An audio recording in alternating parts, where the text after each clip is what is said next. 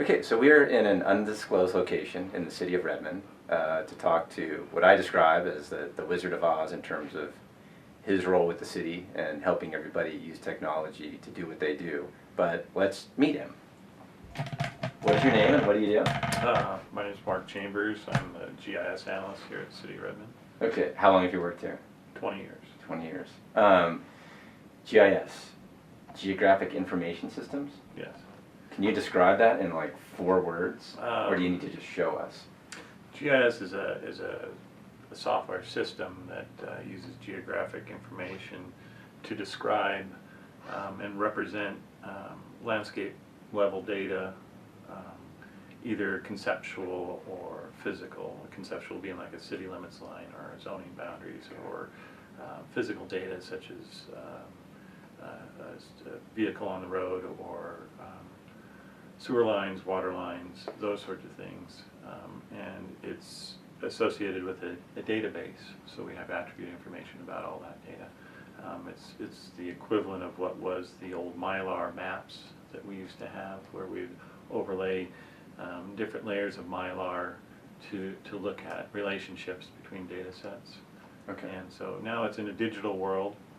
We're able to keep inventories of all the information within the city and provide those data to and data services, analysis services, mapping services that we create with the GIS, and provide those to the managers, division supervisors, and operations people for doing their daily work.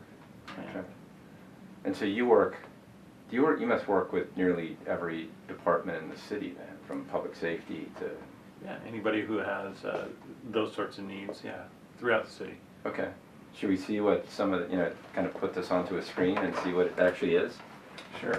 So what are we looking at in this screen on the right?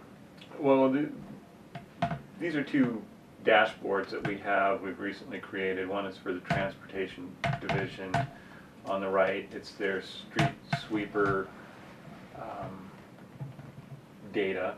They have vehicles with automated vehicle location equipment on them that gives us real-time location information, as well as keeping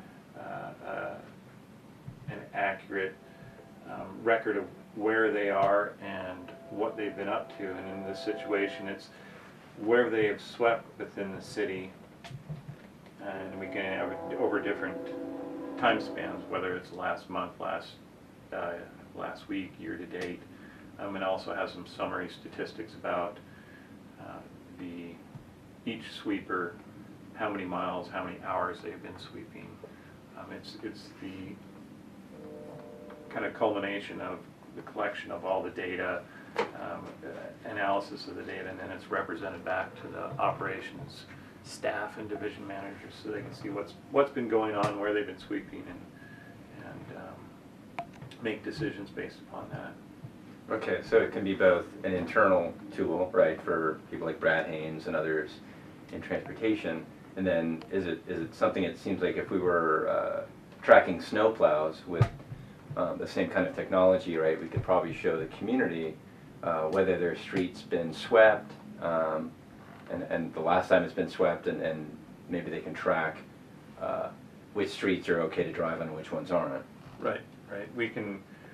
Our goal is to have an application similar to this for the winter maintenance program this year. Okay. And it could be provided to the public.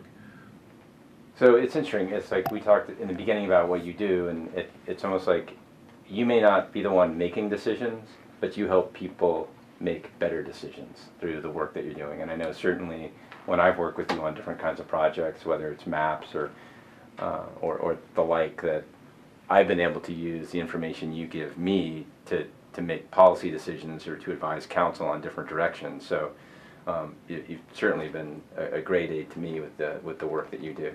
So, Right. so thank you. Oh, you're welcome.